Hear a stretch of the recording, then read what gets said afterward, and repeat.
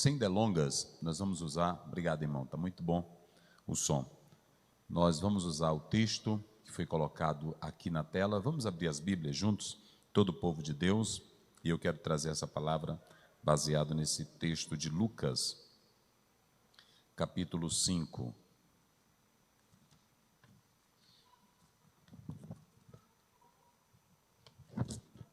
Vamos juntos acompanhar essa leitura.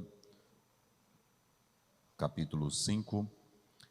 Nós vamos fazer a leitura do texto. Podeis ficar sentados. Nós vamos fazer a leitura e estaremos trazendo essa palavra de Deus na temática que foi escolhida nesta AGO, em nome de Jesus. E aconteceu que, apertando a multidão para ouvir a palavra de Deus, estava ele junto ao lago de Genezaré. E viu estar 2 barcos juntos à praia do lago. E os pescadores, havendo descido deles, estavam lavando as redes. E entrando num dos barcos, que era o de Simão, pediu-lhes que o afastasse um pouco da terra, e assentando-se ensinava do barco a multidão. E quando acabou de falar, disse a Simão: Faz-te ao mar, ao alto mar, e lançai as vossas redes para pescar. E respondendo Simão, disse-lhe: Mestre, havendo trabalhado toda a noite, nada apanhamos, mas sob a tua palavra lançarei a rede. E fazendo assim, colheram uma grande quantidade de peixes e rompia-se-lhes as redes. E fizeram sinal aos companheiros que estavam no outro barco, para que o fossem ajudar. E encheram ambos os barcos de maneira tal que quase ia a pique. E vendo isso, Simão Pedro prostrou-se aos pés de Jesus, dizendo: Senhor, ausenta-te de mim, porque sou um homem pecador. Pois que o espanto apoderou-se dele e de todos que com ele estavam, por causa da pesca que havia feito. E de igual modo também depois Tiago e João, filho de Zebedeu, que eram companheiros de Simão. E disse-lhes Jesus a Simão: Não temas, de agora em diante serás pescador de homens.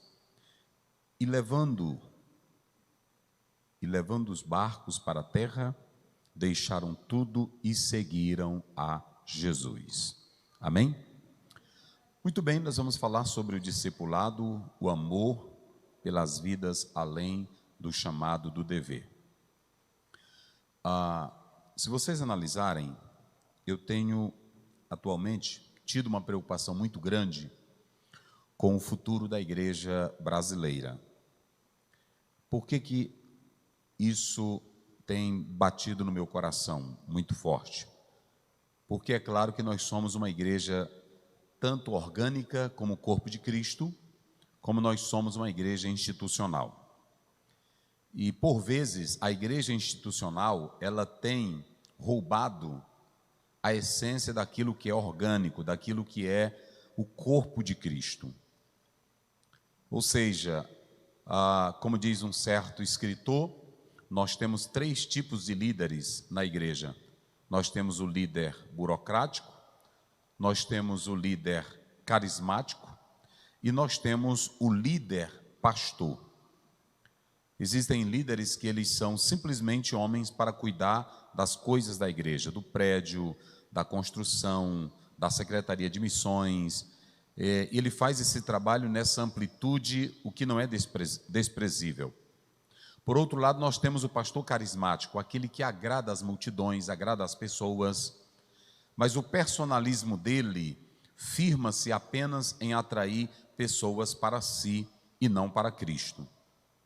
Há muitas igrejas nos Estados Unidos que elas fecharam após a morte do seu líder, porque o personalismo era muito forte. Ou seja, a igreja estava centralizada naquela pessoa e não no Evangelho de Jesus Cristo. Alistair McGrath, numa teologia que ele escreve, ele diz que esse foi um dos males do ramo também do pentecostalismo. Como? Porque muitos seguiram apenas aqueles que criaram o movimento e não seguiram o dono do movimento, Jesus Cristo, o Filho de Deus. Então nós temos que ter todo cuidado para que nós não venhamos nos enquadrar nesses dois níveis de pastores da nossa igreja, da nossa convenção ou do nosso ministério. Às vezes eu penso que indo ao templo pela manhã, dando a minha assistência no gabinete, pagando um cheque, pagando o aluguel da igreja, eu esteja fazendo o ministério do Senhor. E eu não estou. Eu estou fazendo o ministério burocrático. Se vocês analisarem a própria Bíblia, a palavra de Deus, Atos capítulo 6, os apóstolos disseram: nós vamos criar uma comissão para que cuide dessas demandas e nós nos dedicaremos na oração e na palavra. Isso é chamado de economia teológica. Por que uma economia teológica? Porque os homens de Deus, de verdade, homens de Deus, eles priorizam só duas coisas: a oração e a palavra. Ainda que tudo seja importante, templo, luzes, cadeiras, mas isso não é o sustentáculo espiritual da igreja. O sustentáculo espiritual da igreja é a oração e a palavra. E só homens que vivem em oração e na palavra serão piedosos, tementes e reverentes a Deus. Qualquer pessoa pode fazer um curso de administração, de marketing, pode fazer um curso de atrair pessoas, mas vida piedosa só nasce com oração e com a palavra. Então nós temos que ter todo o cuidado. E por que eu digo que eu estou tendo esta preocupação?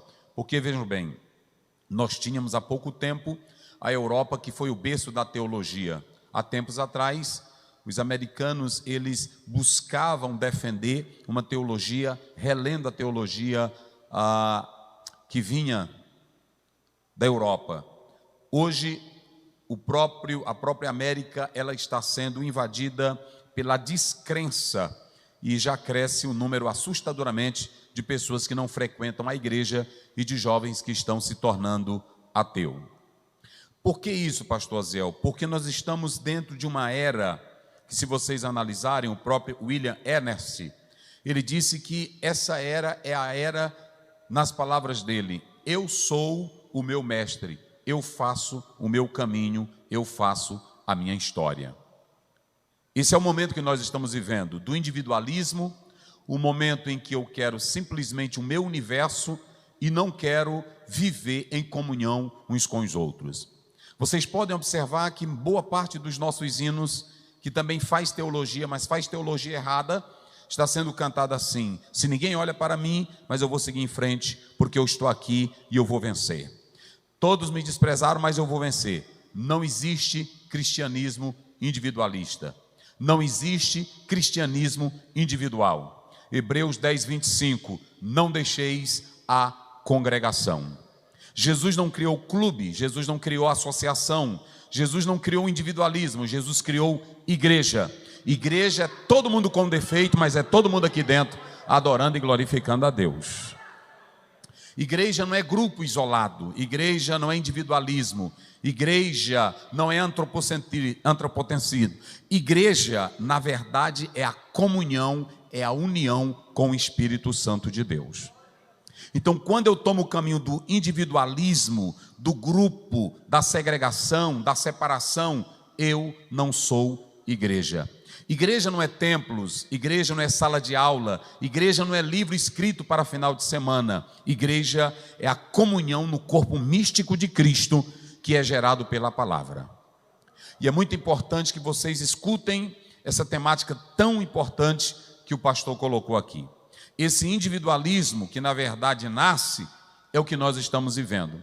E eu tenho uma palavra de Deus aqui para cada pastor neste momento, neste evento, nesta noite. Por exemplo, Robert, ele diz que os Estados Unidos hoje, mais de 35 milhões de pessoas já vivem sós, já vivem isolados.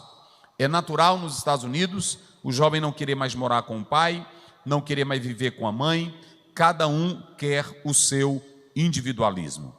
E a minha pergunta é: como vamos fazer discipulado em um mundo que é centrado no smartphone, no celular, na internet, no YouTube, Como nós vamos fazer igreja se nós estamos vivendo em uma sociedade isolada? Um americano escreveu recentemente um livro, Juntos Mas Isolados, e ele dá o exemplo de que nós estamos juntos, mas nós estamos conectados na internet, nos celulares, 24 horas. Não há mais o efeito comunitário, da comunhão, do sorrir, do brincar. Vocês sabem o que está tendo decadência no Brasil? Clubes de associação. O que está tendo decadência no Brasil? Antigamente se falava fortemente em ABB. Muitas ABBs no Brasil estão falidas, porque as pessoas não querem mais viver em comunidade. Estão juntos, estão no shopping, estão nas aldeias, mas a influência é o individualismo. Às vezes até mesmo no culto, nós estamos aqui e você entrou nesse culto, não deu a paz do Senhor, não falou com o irmão, não abraçou o irmão. Você vive no seu universo cristão como se você vivesse fora do corpo de Cristo.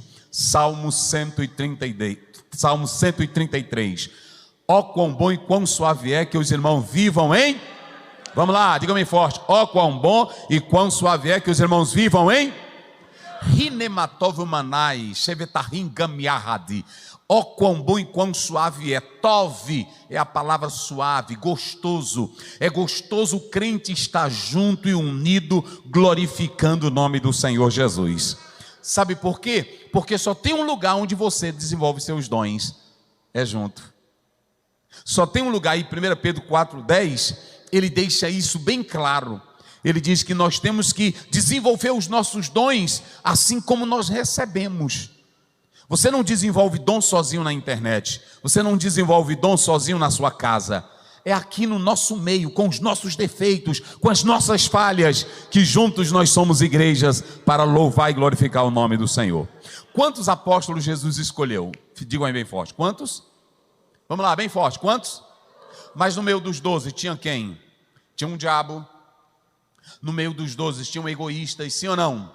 E eu pergunto a vocês, Jesus deixou de fazer 12 apóstolos, aliás, com exceção de um, ele deixou de fazer um colegiado de obreiro que gerou uma expectativa futura para a igreja só por causa de defeitos? Só porque tinha um diabo? Tem pastor que diz assim, eu vou abandonar essa igreja, tem muito cão, Deus te botou para tu ajeitar cão nessa igreja. Eu sempre costumo dizer que tem uns homens especialistas. O que leva um camarada a dizer assim, eu quero ser especialista em desativar a bomba? O que passa na cabeça desse cara? Porque se ele vai desativar uma bomba, ele também corre o risco de... E pastor tem que ser assim. Tem hora que a gente tem que desativar a bomba, tem hora que a gente tem que armar bomba. Mas esse é o ministério. Então por isso que eu quero nesta oportunidade falar isso com os senhores. E dentro dessa visão, se nós estamos vivendo em um mundo que não quer o aspecto comunitário, que não quer o cristianismo, como nós vamos enfrentar esse momento? Como é que a igreja ela vai enfrentar esse novo momento? Eu li recentemente um livro de um autor que ele pergunta, e se a pandemia vier outra vez, será que nós vamos aguentar como igreja 1 ano separado? 2 anos separados? Será que nós vamos aguentar como igreja essa crise? Então vamos lá, eu quero trazer esse texto que eu li e eu vou falar sobre discipulado do amor pelas vidas além do chamado do dever. Qual é a primeira palavra que aparece aí no texto? Só para vocês terem uma ideia. Vamos pregar juntos. Qual é a primeira palavra? Vamos lá, qual é a primeira palavra? Hã? Vamos lá, pode ir lendo aí. Aconteceu o quê? Não, mas só quem está no culto. Vamos lá. O que aconteceu? Apertando quem? Então, se vocês analisarem o estilo da atualidade não dava para Jesus, porque Jesus, ele gostava de estar onde tinha multidões. E não somente isso, as multidões andavam atrás de Jesus. Ouçam bem isso aqui. A multidão ela pode ser tanto benéfica como ela pode ser maléfica.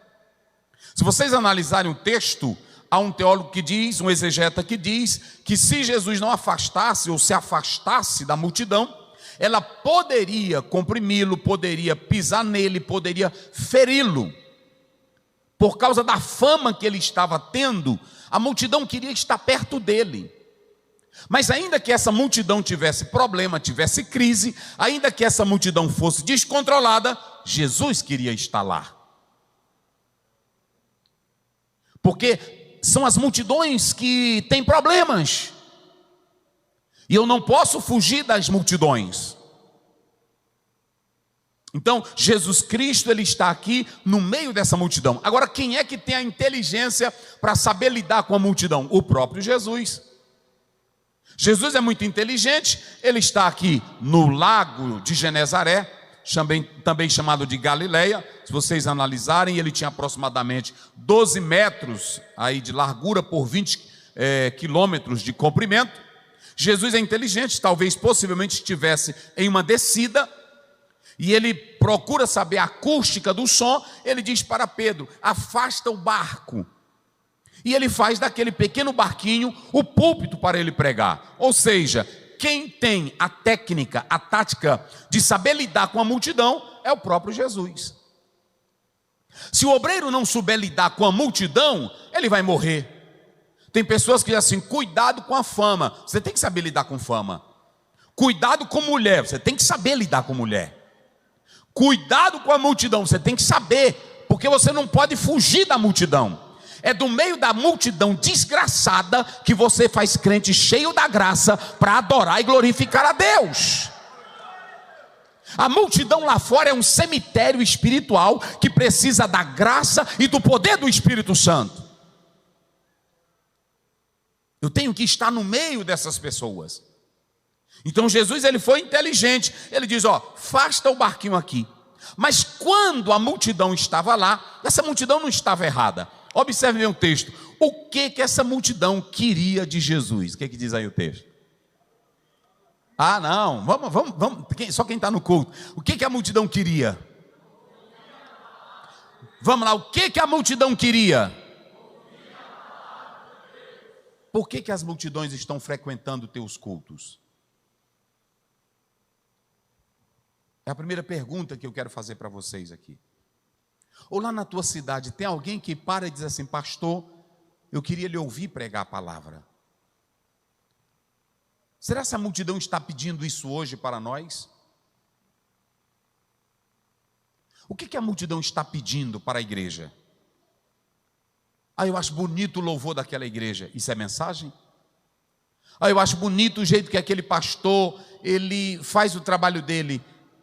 Mas quem é que está interessado em ouvir palavra de Deus? Quem é que está sedento de ouvir Bíblia? Deixa eu dizer uma coisa muito importante aqui para vocês. Quando você vai para o próprio texto original, a primeira palavra que aparece aqui não é rema, que muitos tentaram fazer desse texto um texto místico. Eu vou explicar daqui a pouco o verso 5. Mas a primeira palavra que aparece aí é logos. Digam comigo, logos. Bem forte, logos. A multidão, ela se ajuntava para ouvir logos. Ela não se ajuntava para ouvir rema. Apesar de que se pode dizer que a palavra rema, ela tem origem também do logos. Mas a multidão não se reunia para ouvir uma palavra, como eu diria, aquela palavra: tua vida vai mudar, teus problemas serão solucionados, até sexta-feira você vai ver. Não. A primeira palavra que aparece aí no texto original, o português não vai dizer, mas a primeira palavra que aparece é: a multidão se ajuntou para ouvir, logotuteu, para ouvir a palavra de Deus. Digam comigo, ouvir a palavra de Deus. Bem forte, ouvir a palavra de Deus. Cadê tua Bíblia? Levante ela aí. Cadê tua Bíblia? Levante ela aí. Quem crê no poder desta palavra? Não, eu pergunto aqui, só quem crê no poder desta palavra?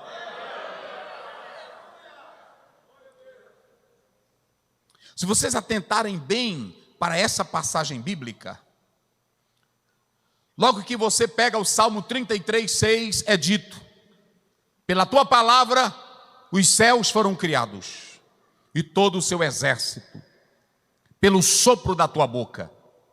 Hebreus capítulo 11, versículo 3 diz: os mundos foram criados pelo poder da tua palavra. Hebreus 4:12, a palavra de Deus é viva e eficaz, mais penetrante do que uma espada de 2 gumes, ela penetra até a divisão da alma, espírito, juntas e medulas, e é apta para discernir os pensamentos e intenções do coração.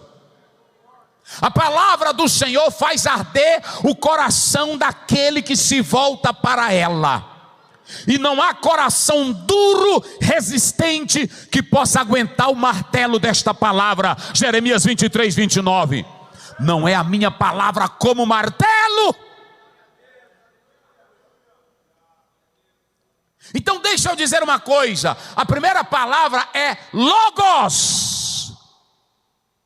Quando você abre João 1 está escrito: no princípio era o verbo.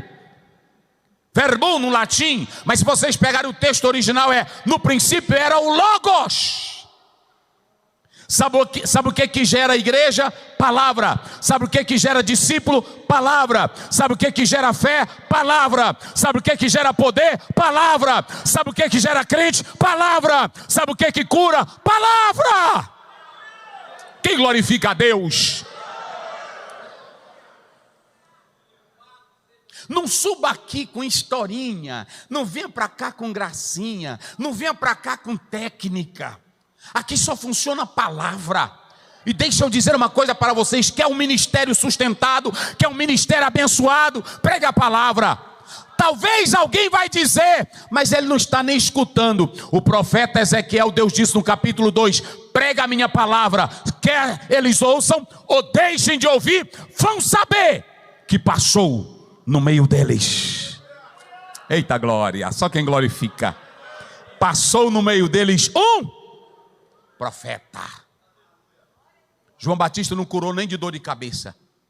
Mas quando a multidão terminou de ouvir a Jesus, disseram: João Batista não tinha a corrente dos 318 do sal grosso, ele não tinha um movimento de cura, mas tudo o que ele disse desse homem é a verdade.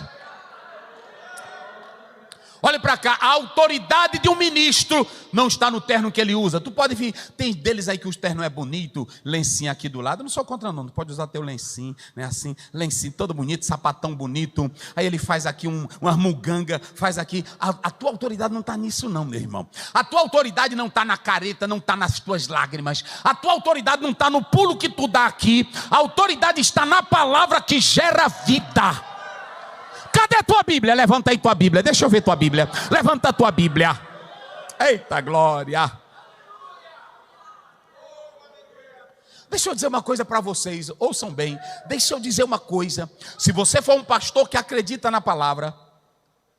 Eu estava lendo um livro de Charles Spurgeon, e quando eu estive lá agora, eu perguntei para uma pessoa que cuida do museu de Charles Spurgeon, minha esposa, nós estávamos lá, e eu perguntei para ele, por que Londres não tem mais avivamento e nem pessoas como ele? E eles disseram, dificilmente tem pessoas que amavam como eles amavam.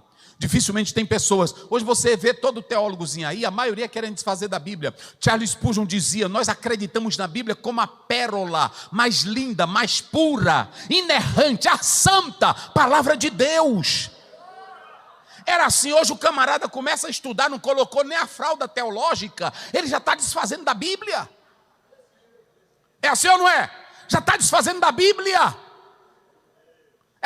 É como um rapaz chegou para um pastor lá no interior, que aí o pastor meio analfabeto e o rapaz querendo pegar ele, aí chegou, pastor, me diga uma coisa, o dilúvio foi universal, foi local?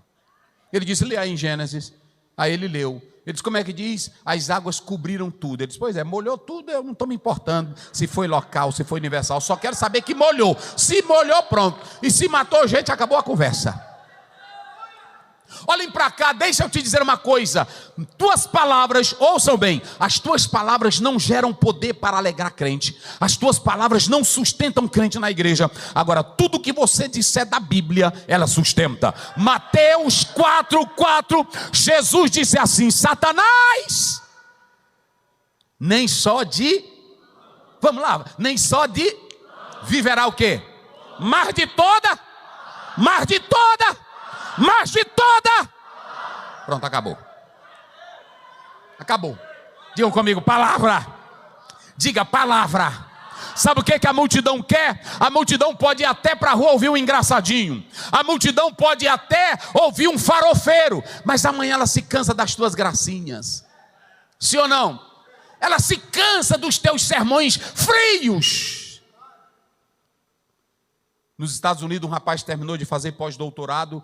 E aí ele estava na frente da igreja, só naquele negócio. Aí uma velhinha escreveu um bilhete.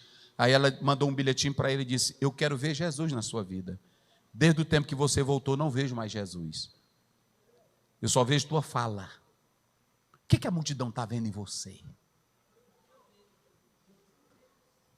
Vocês pensam que quando um pastor está numa cidadezinha do interior, estou usando diminutivo aqui, só para comparar, vocês pensam que quando tem assim, ali é o pastor da Assembleia de Deus, vocês pensam que aquilo ali, eles estão pensando que tu é porque é catedrático, porque tu é inteligente? Não, eles estão pensando que tu tira cão, eles estão pensando que tu ora para a enfermidade sair. É assim ou não? Eles estão ali pensando que tu pode ressuscitar até morto. Esse negócio de ser pastor é perigoso. Vou logo dizer para vocês. E esse negócio de dizer que anda com Jesus é mais perigoso ainda. Porque Jesus estava ocupado numa missão, aí um homem chegou com o filho dele cheio do diabo e disse: olha, Jesus está ocupado, eu vou entregar para os discípulos dele. E os discípulos, olha, em cima do cão, mas não saiu. Aí o pai foi para Jesus e disse: olha, eu levei para os teus. Ah, digam, eu levei para os teus, mas eles não tiraram. Quantas vezes Deus estava no avião e o avião cai, não cai. Aí uma senhora descrente aqui, que eu entrei no avião, ela disse: o que você faz? Eu sou pastor. Ela disse: pronto, passou. Quando deu fé, o avião veio. Aí ela agarrou na minha mão: pastor, não deixa o bicho cair. Eu disse: pronto, agora deu. É assim, é perigoso. Isso é perigoso. É ou não é? Pronto. Um dia uma moça chegou lá em casa e disse: pastor, o papai quer matar a mamãe. Está lá com a faca. Olha esse negócio de pastor. E aí é para o senhor ir lá. Eu disse: não, irmã, chama a polícia. Ela disse: não, eu quero primeiro que o senhor vá lá, porque o senhor é homem de Deus. Eu disse: eita, meu Jesus, me ajuda, pai. Aí, para eu não tirar a alegria dela e a confiança que ela tinha em mim, por que as pessoas... olha para mim aqui. Por que as pessoas procuram macumbeiro? Eles procuram macumbeiro porque acreditam que eles têm poder para fazer feitiço, sim ou não? Por que as pessoas procuram diabo, pessoas que lidam com magia negra? Porque elas acreditam que elas podem amaldiçoar. E por que as pessoas vão procurar um pastor?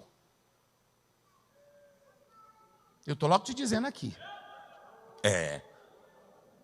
Aí a mocinha veio, e aí eu disse: meu Deus, e aí eu fui: meu pai do céu, ele está com a faca, e eu disse: eita, meu Jesus amado.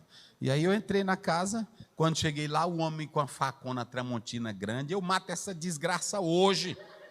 E aí eu entrei, fiquei por aqui, aí ele me empurrava no meio, e a mulher também, e eu disse: meu Jesus amado. Eu disse: pai, agora deu. Mas eu, quando vi que ele já estava na terceira vez que ele dizia, aí eu disse: ele não quer matar, não. Ele não quer matar ela. E aí eu ficava aqui: não mata. Eu olhei para ele, eu disse: olha, rapaz, se tu matar ela, tu vai ser preso, ou você vai fugir. E tu diz que ama ela, tu não ama ela? Eu disse: eu amo, pastor, mas ela meteu o chifre em mim. Eu disse: mas tu perdoa ela, irmã? Tu perdoa? Eu perdoo. Tu perdoa ela? Perdoo. Aí os dois se abraçaram. Eu disse: guarda essa faca. Aí eu, sem Pai Celestial, abençoa este casal, que vivam unido para a glória do teu santo nome. Dá vitória em nome de Jesus. Saí de lá, deixei os dois unidos e até hoje estão vivendo juntos. Então, o que eu quero dizer para vocês, olhem para cá, é que o povo quer vir para cá para ouvir o quê? Diga bem forte: o quê? Agora não se preocupe, pastor, eu não tenho técnica, eu não tenho milagre. Não se preocupe, quem faz o milagre é a palavra. Oh, glória a Deus, quem crê nisso? A Bíblia diz em Romanos 10:17, a fé vem pelo ouvir o quê? Pronto, a Bíblia diz claramente lá em Atos capítulo 14, que Paulo estava pregando e um paralítico de nascença. Não enfeita não, meu filho. Eu digo para Deus todo dia, Senhor, eu oro todo dia, Senhor, eu quero que o Senhor faça aquilo que está em Marcos 16, 20. E tendo eles partido, pregava e cooperava com ele o Senhor com sinais. Todo dia eu digo para Deus, Jesus, faz um paralítico andar no meio da minha pregação. Eu digo para ele. Porque a Bíblia diz lá em Romanos 15, 19, que o ministério de Paulo era com sinais, prodígios e... Era um ministério tão poderoso que ele chegou numa cidade, tinha terreiro de macumba, tinha terreiro de magia negra. Aí ele começou a pregar, os homens pegaram e disseram: nós não queremos mais macumba, não queremos mais o livro de São Cipriano, nós não queremos mais magia negra. Fizeram um montão na praça, tocaram fogo, nós queremos é o Deus de Paulo. Atos 19. Atos 19. Foi assim ou não foi? E aí o Paulo pregando, eu estou falando do poder da palavra. Não inventa não, porque às vezes eu fico aqui, olha, vai andar, vai andar, vai andar, vai andar, vai andar, bota fé, bota fé. Não, não é assim não. Prega a tua palavra. E ore. Aí a Bíblia diz que Paulo pregando, e um rapaz com os olhos arregalados para Paulo. Aí a Bíblia diz que Paulo viu nele fé para andar. De longe Paulo disse: rapaz, levanta. Aí a Bíblia diz que ele deu um salto. Ele não ficou agarrando na mão para fazer fisioterapia.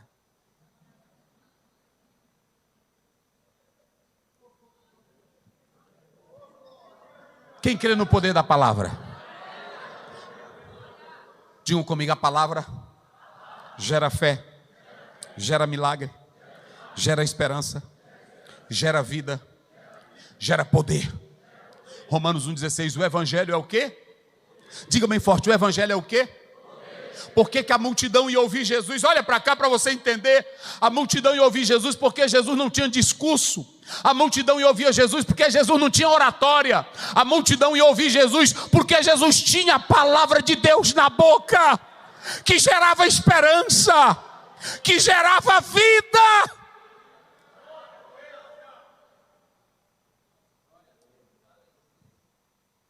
Mas tudo bem, ele está no lago.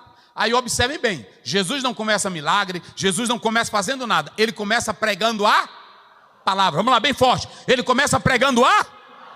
Qual era o tipo de palavra que aparece aqui, que eu disse para vocês? Logos, digam, logos. Vamos lá, logos.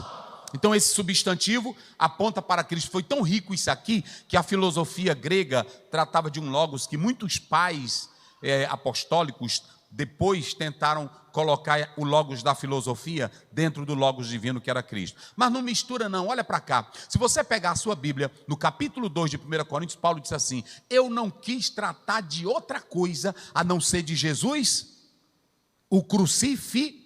Pronto, acabou essa conversa. O que eu quero dizer para vocês aqui, vamos lá.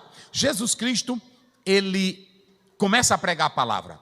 Mas quando a multidão chega, os discípulos estão lavando as redes.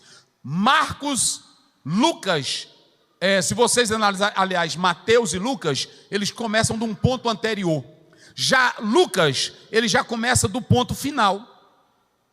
Porque é muito importante para, quando você lê 4, 18 a 22, a Bíblia diz que caminhando Jesus, e aqui não está dizendo que Jesus estava caminhando, aqui está dizendo que ele estava já dentro do barco, parado para pregar. A Bíblia lá em Mateus 4 vai dizer que os discípulos estavam lançando a rede. Aqui eles estavam lavando as redes. Ou seja, Lucas parte de um ponto final, enquanto os outros vêm de um ponto anterior. Mas não há nenhuma desarmonia nisso. É apenas uma narrativa. E o que é mais interessante aqui, pastor Oziel, vamos lá. Enquanto Jesus manda afastar o barquinho, a multidão fica de um lado.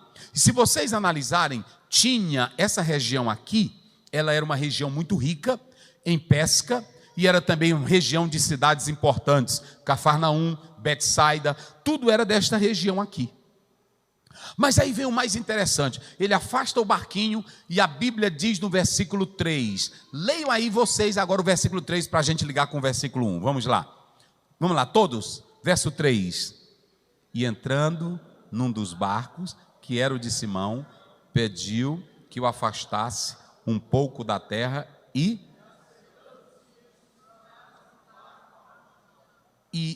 a ser, vamos lá, bem forte comigo, como foi que Jesus ensinou?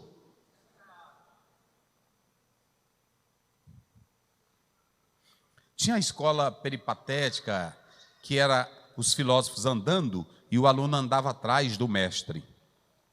Mas se vocês analisarem, a Bíblia ela tem um modelo muito lindo para nós. Se vocês pegarem Atos 2, a Bíblia diz: estavam todos reunidos no mesmo lugar.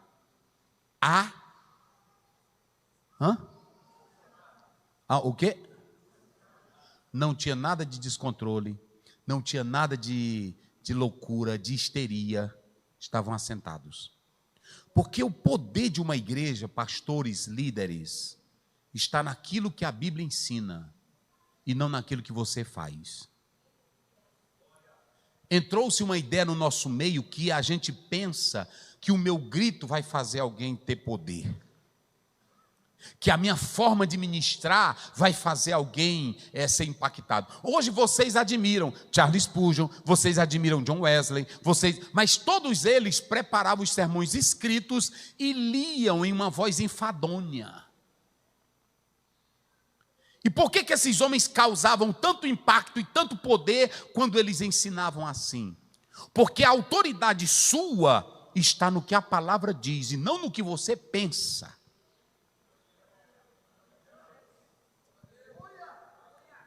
Você não precisa fazer nada.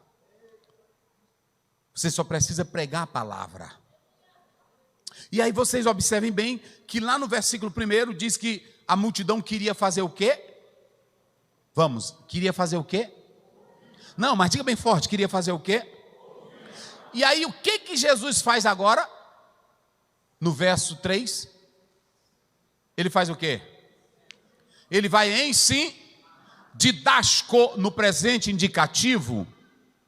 Esse verbo no grego quer dizer, digam comigo, conversar, dialogar, falar junto, partilhar junto, sentar para tratar um assunto. Essa palavra ensinar é a palavra que na verdade aponta para um professor, para um guia, para um orientador. A multidão queria o quê? Vamos lá, a multidão queria o quê? Ouvir, vamos lá bem forte, a multidão queria o quê? Ouvir o quê? Se a multidão queria ouvir, Jesus vai fazer o quê?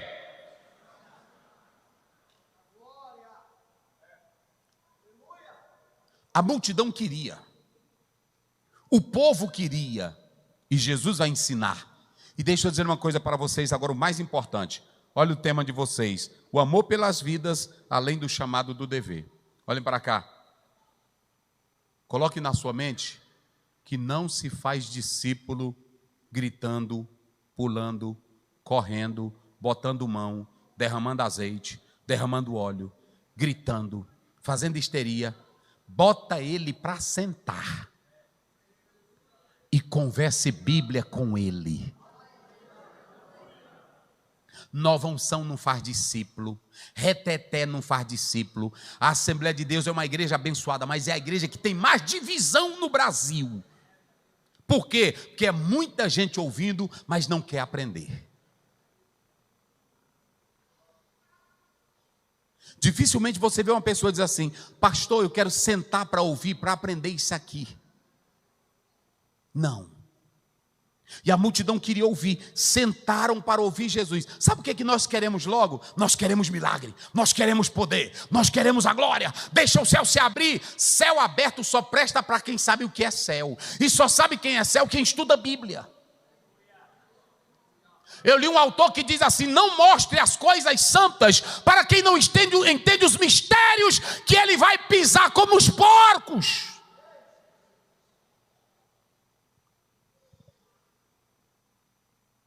Jesus disse lá em João 3, se eu estou falando de coisas terrenas, vocês não estão crendo, quanto mais se eu falar. Então tem que sentar. Pastor, o que é céu? Vamos aqui para a Bíblia. É assim. Pastor, o que é Espírito Santo? Vem aqui para a Bíblia. Vamos sentar aqui. Senta aí, meu filho. Eu vou te explicar o que é Espírito Santo. Pastor, o que é poder de Deus? Senta bem aqui. Eu vou mostrar pela Bíblia. É assim que acontece. Então esse sentar aqui é que está o mistério. O povo querendo ouvir, a maioria dos crentes hoje não querem ouvir. Vocês podem observar, tem irmão que ele fica aí, ele fica dormindo, ele fica sentado o tempo todinho no celular, ele vai no banheiro, mas na hora que a gente diz assim, agora vai começar, aí ele já começa, não é assim? Eita Deus, agora eu estou entrando no manto. Não é manto não, meu irmão, é só molecagem.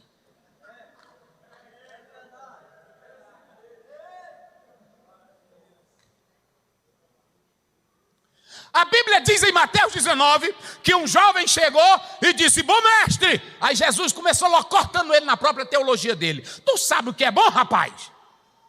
Bom só há um, que é Deus. A lapada doida que Jesus deu. Aí ele pegou, foi mais à frente. O que eu faço para herdar a vida eterna? Aí Jesus, tu conhece os mandamentos? Ele disse, isso aí eu tiro de chapéu. Não matarás, isso aí eu não faço. Não adulterarás, também não faço. Não dirás falso. Jesus citou tudo e ele foi na lata. Jesus disse, parabéns. Tu já está bem na portinha do céu. Não foi assim? Só que Jesus sabia que tinha uma coisa que dominava ele. O que era que dominava ele? Vamos lá, o que é que dominava ele? Às vezes tu pula aqui dentro, tu faz reteté, mas Jesus está lá do céu, falta para ti ainda.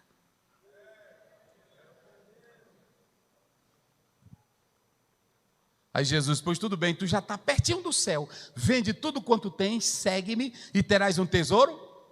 Pronto, ele não quis mais. Ouçam bem o que eu quero dizer para vocês aqui, o segredo é que Jesus foi em si. Vamos lá, primeiro a multidão queria. E Jesus fez o que para a multidão?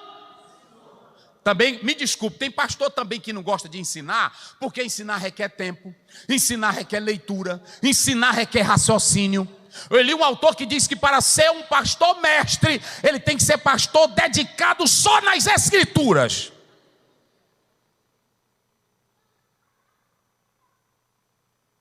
Mas se ele for vender boi, se ele for trocar fusca, se ele for ser não sei o quê, se ele for deputado, ele vai saber o que de Bíblia, me diga, ele vai saber o que de Bíblia. Você faz o que você quer, que a vida é sua, mas eu não posso deixar de dizer a verdade de Deus. Tem dias que eu entro dentro do meu gabinete, essa minha mulher bem aí, tem dia que eu entro dentro do meu gabinete, eu bato num versículo o dia todinho, para mim saber o que é aquilo ali e entregar para a igreja. E às vezes eu me encabulo com a frase, que aí pronto. Lutero um dia estava lendo o Salmo 23, e aí ele pronto, ficou escondido dentro do quarto, e aí passou 2 dias, 3 dias, e aí a mulher dele disse assim, gente, o Lutero não sai da sala. Aí foi o jeito de arrombar a porta. Quando arrombaram a porta, ele estava lendo o Salmo 23. Aí ela disse, meu amor, você me deixa preocupado. 3 dias, ele disse que eu comecei a fazer uma análise e esqueci que o mundo existe. É por isso que ele diz que o Salmo 23 é o salmo mais pessoal, é um salmo que só pode dizer quem conhece. Ele fez essa exegese, ele diz, tu és o meu pastor, olha, meu pastor, meu Senhor, meu guia, aí pronto. Agora lê as interpretações de Lutero. O povo vai querer também quem tem alguma coisa para ensinar. Tem gente que bota, eita, está faltando a mensagem, começa de Billy Graham. É porque muita gente não quer mais estudar, ele vivia para ministério. Nós nos consagraremos à oração, porque olha para cá, palavra sem oração é só intelectualismo. Palavra com oração te leva aos mistérios de Deus. Quem glorifica a Deus? Eita glória. Porque às vezes você é bom de palavra, é bom de Bíblia. Você é um judeu sabe tudo. Aí ele cita as referências, ele cita tudo no hebraico, no grego. Mas se tu não conhecer pela oração, não vai adiantar nada. Porque a Bíblia diz lá em 1 Coríntios 2,10, a Bíblia diz que o Espírito penetra as profundezas de Deus. Se é o Espírito que penetra, aí o Espírito vem para ti e traz de Deus para ti. Olha, Deus é isso aqui, aí ele joga. É assim. E só tem comunhão com o Espírito quem é espiritual. A Bíblia diz lá em 1 Coríntios, o homem natural não conhece, mas o espiritual discerne tudo. Às vezes ele começa até a ler, ele começa a chorar. Aí ele se levanta. Ei, meu irmão, é assim mesmo. Às vezes eu estou lendo aqui na minha casa, até ela diz, o que tu tem, rapaz? Eu diz, não, a gente está conversando sozinha, é o poder, é a graça. Tem hora que eu vejo um versículo tão bom que eu digo, meu Deus, o que é isso aqui, pai? Aí tem hora que a gente fica até que nem Paulo. Hoje a maioria não faz mais essa oração. 21, 23. Eu estou em aperto, tem hora que eu quero subir logo. Quem de nós faz uma oração dessa? Na hora que tem uma dorzinha de cabeça, Jesus me cura logo, eu não quero ir agora não. E Paulo dizia, eu estou em aperto, porque tem hora que eu quero subir e estar com Cristo, que é muito melhor. Eu acho bom ficar com vocês aqui, comer carne, eu gosto de fazer um churrasquinho com vocês, mas eu queria estar com ele, que é melhor. Mas se é para o bem de vocês, eu fico. Vocês já observaram o nível de espiritualidade desse homem? O nível de espiritualidade dessa pessoa? Eu perguntei para a esposa do pastor Estevão, que eu tive na casa dela, eu disse que eu gosto dessas coisas. Eu disse assim, irmã Giseuda, qual é a coisa assim mais marcante no pastor Estevão que a senhora via? Ela disse, um dia ele desceu essa escada aqui e mandou eu botar o café. Eu já estava botando o café. Aí quando eu estava botando o café, ele disse assim, Giseuda, a rádio de São Luís vai ser liberada. Aí ela disse, por que, Estevão? Disse, porque ontem à noite Deus me disse que ela vai ser liberada e é ela que vai veicular a minha morte. Pronto. No dia que ela me contou isso, que eu estava lá em São Luís, quando ele morreu, 24 horas a rádio ficou anunciando a morte do pastor Estevão. Quem tem intimidade com Deus é diferente. Agora ouçam bem o que eu vou dizer aqui. Primeiro tem que sentar. A maioria dos crentes, hoje no Brasil, não quer sentar não. Tem igreja aí que é 3 horas de louvor. Pei, pei, pei, pei, pei, pei, pei, pei, pei, pei, pei.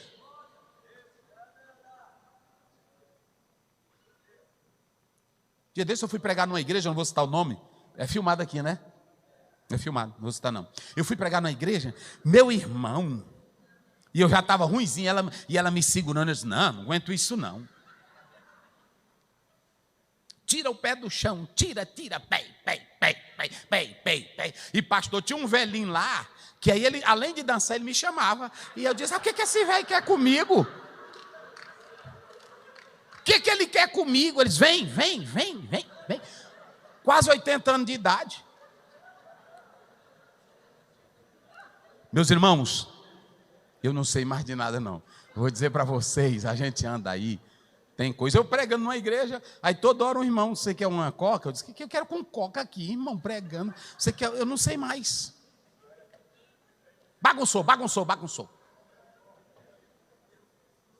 Jesus estava conversando com uma mulher samaritana e os discípulos não entendiam mistério, chega com um monte de pão. Aqui, Jesus, rapaz, tu não está vendo? Tu não está vendo? Uma comida eu tenho para comer. É fazer a vontade daquele que me enviou.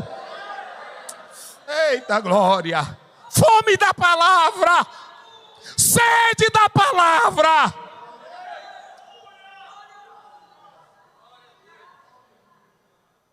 Mas vamos lá, senão eu não termino. Pastor, o senhor pode puxar no meu paletó, porque o senhor disse, eu vou encerrar. Porque aqui o senhor me deu até 9h20, né? Mas já deu. Já deu. Eu vou só dizer aqui para você o seguinte. Não, eu vou só dizer aqui que eu compro direitinho. Deixa eu dizer. Mas vamos lá. Então, eu vou fechar só o texto. Amanhã a gente continua. Então, olhe para cá. Jesus, a multidão queria, Jesus sentou, ensinou. Agora olha para cá para você entender o que é fazer discípulo. Olha o que é fazer discípulo. Depois que ele pregou, não há teólogo no mundo que explique o que foi que Jesus pregou. Não há. E eu não me interesso em procurar isso. Só sei que o que saía da boca de Jesus era maravilhoso. Olha para cá. A multidão estava lá, mas tinha uma outra multidão que eram os discípulos que tinham trabalhado como? Olhe para cá. Quando Jesus termina de pregar, eu vou mostrar agora como é que milagre acontece. Tu que quer milagre? Eu vou te mostrar como é que milagre verdadeiro acontece. Depois que ele terminou de pregar, ele disse assim, eu ocupei o tempo de vocês, tomando o barquinho emprestado, mas vocês fizeram gosto de ouvir. Pedro, chama teus companheiros e vai ao alto Vamos, diga isso. Vamos. Aí Pedro olhou para Jesus e disse assim: Senhor, nós trabalhamos a noite toda.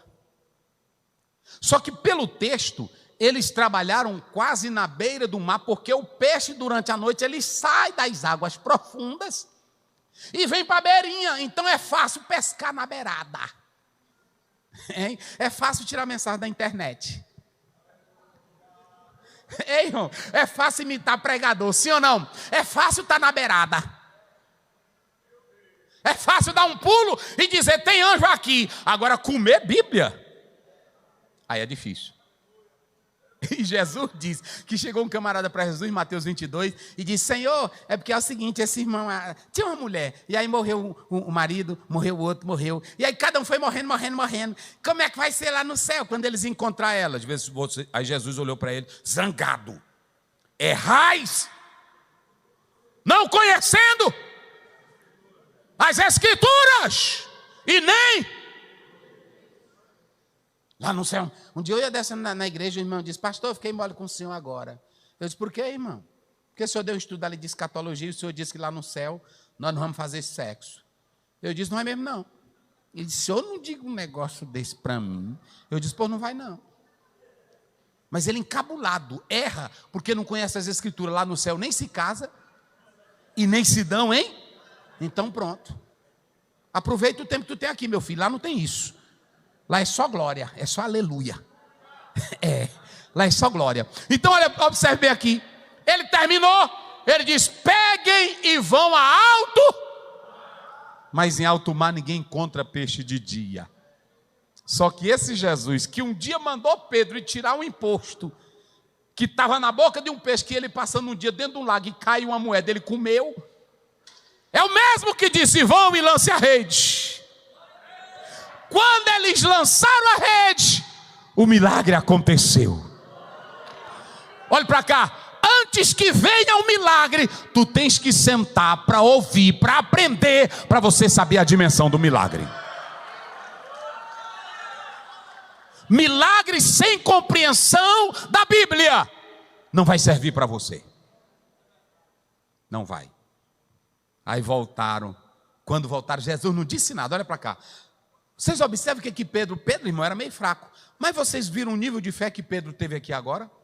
Para me encerrar, vocês aqui, eu quero que você mesmo faça a exegese. Qual foi o nível de fé de Pedro no versículo 5? Me ajudem aí, vai lá.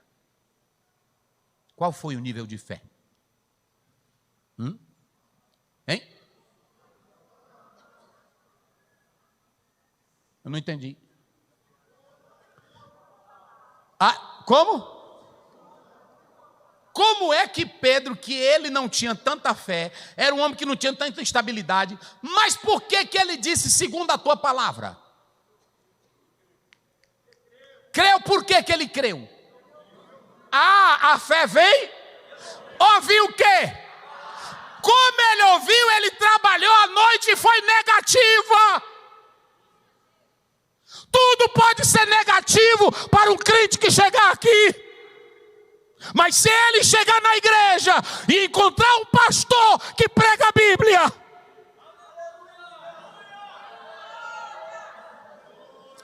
ele vai sair dizendo: hoje Deus falou comigo. Eu não estou falando de adivinhar carteira de identidade. Eu não estou falando de CPF, vá para lá com isso. Eu estou falando de alguém chegar aqui e o pastor abrir a Bíblia. Pá. E o camarada está sentado ali.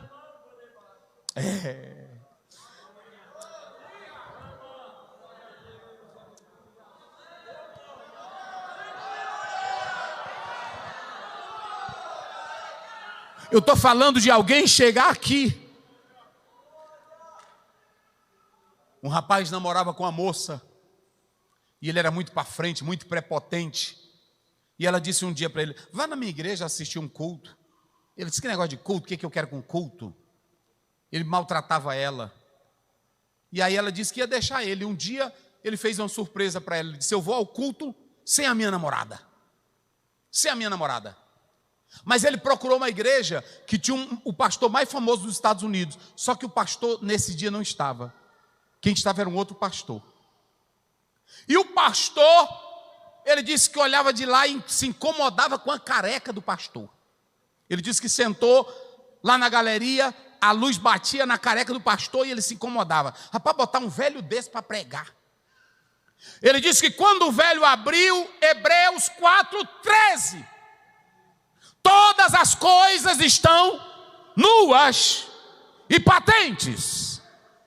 Ele disse que quando esse velho começou a pregar, ele disse que parece que o velho pegou ele e botou numa mesa de operação. Pegou o bisturi e começou cortando a língua dele. E desceu abrindo ele, tirando tudo, e tirando tudo, e tirando tudo. Quando ele terminou, ele foi lá: como é que o senhor conhece minha vida? Ele disse: eu não conheço sua vida. A palavra de Deus conhece a tua vida. Quem glorifica a Deus? Fique de pé. Oh, aleluia. Oh, aleluia. Oh, aleluia. Eu não tive como revisar aqui, apresentar os pontos para vocês, mas deixa eu só dizer uma coisa para vocês. Olhe para mim aqui agora. Senhor, a noite foi negativa, nós não pescamos nada. Mas, aí vem a diferença. Qual foi a primeira palavra que ele começou? Qual foi a primeira? Logos. Vamos lá, qual foi a primeira? Logos. Qual foi a outra que ele usou aqui agora? Rema. Digam comigo, Logos. E qual foi agora que ele usou? Ou seja, depois de um discurso que ele ouviu, a ideia formada por Cristo, ele disse: como eu agora acreditei, olha o que é um discípulo, irmão. Como eu agora acreditei no que você falou, depois de um discurso desse, depois do ensino desse, eu vou lançar a rede. E foram. Eita, rapaz. Quando encheu a rede, olha para cá, quando encheu, ele não quis nem olhar para o peixe, porque toda pessoa, porque aqui tinha uma associação, tanto os filhos de Zebedeu, como André e Simão. Eu vou fazer uma pergunta aqui para vocês. Quando um dono de peixaria, ele ganha um monte de peixe, qual é a primeira ideia dele? Hein? Vender. E como ele estava tirando peixe de todo jeito, ele disse: o homem entende de pesca, eu vou me aliar com ele só para ganhar mais. Olha para cá. Quando eles voltaram, olha a importância do ensino. Quando eles voltaram com os peixes, Pedro não quis saber de peixe. E foi aonde Jesus e disse: sai daqui. Sai daqui. Olha o poder do ensino. Sai daqui. Porque tu és o Santo de Deus. Quando ele terminou de olhar, de dizer isso, que ele reconhece que é pecador, que é miserável, que é assim que o ensino faz. Ensino só presta quando ele mostra a tua vergonhice. Ensino só presta quando bate na ferida. É quando tu diz: ai, eu não aguento, ai! Quando bateu na ferida, que ele gritou: ai! Aí Jesus olhou para Pedro e disse: de agora em diante, rapaz, tu já está preparado. Tu serás pescador? Aí pronto. E aí, observem bem, no texto, nem Jesus, nem ninguém mandou Tiago e João deixar de pescar. Mas o amor ensinado por Cristo valeu muito mais. Porque eles deixaram o dever deles, a missão de ganhar dinheiro com peixe, e se tornaram pescadores de almas. Façamos uma corrente de fé aqui esta noite. Agarre na mão do seu irmão e vamos fazer um clamor esta noite aqui. Vamos trazer a palavra para o altar. Vamos trazer a palavra para a adoração. Vamos trazer a palavra para os nossos cultos. Vamos trazer a palavra para o nosso comércio. Vamos trazer a palavra para o nosso culto doméstico. Vamos trazer a palavra para a igreja. Querido Deus, Pai eterno, eu quero te pedir nesta hora, Deus, confiando na tua palavra. A tua palavra gera fé, a tua palavra reaviva, a tua palavra traz milagres, a tua palavra cura enfermidade, a tua palavra arranca a dor, a tua palavra tira todo o mal, a tua palavra limpa, como está em João 15:3, vós já estáis limpo pelo poder da palavra. A tua palavra santifica, João 17:17, santifica-os na verdade, a tua palavra é a verdade. A tua palavra é luz para o nosso caminho, ela nos ilumina, ela ilumina o nosso caminho, a nossa vida. E agora aqui está a tua igreja de mãos dadas. Nós queremos palavra no culto, palavra na mensagem, palavra na adoração, palavra no louvor. Queremos Bíblia, Bíblia, Bíblia, Bíblia, porque nem só de pão vive o homem, mas de toda palavra, palavra, palavra, palavra, palavra, palavra. O Senhor está te curando pela palavra, o Senhor está te renovando aqui pela palavra, o Senhor está distribuindo dons pela palavra, o Senhor está te renovando aqui pela palavra. A Bíblia diz em Colossenses 3,16: habite ricamente a palavra de Deus em vós. E quem tem palavra tem louvor espiritual, quem tem palavra tem línguas estranhas, quem tem palavra tem poder de Deus. Deixa ela arder aí dentro de você. Deixa a palavra arder, deixa ela arder dentro da tua alma, da tua vida. Que o Senhor te encha de palavra agora. Palavra, palavra, palavra, palavra, palavra. O diabo sabe e conhece crente que tem palavra. Então se encha da palavra agora. Em nome de Jesus, Pai. Abençoa a tua igreja, teus servos, teus ministros. Em nome de Jesus. Dê um abraço no seu irmão e diga: palavra, palavra. Deus te abençoe.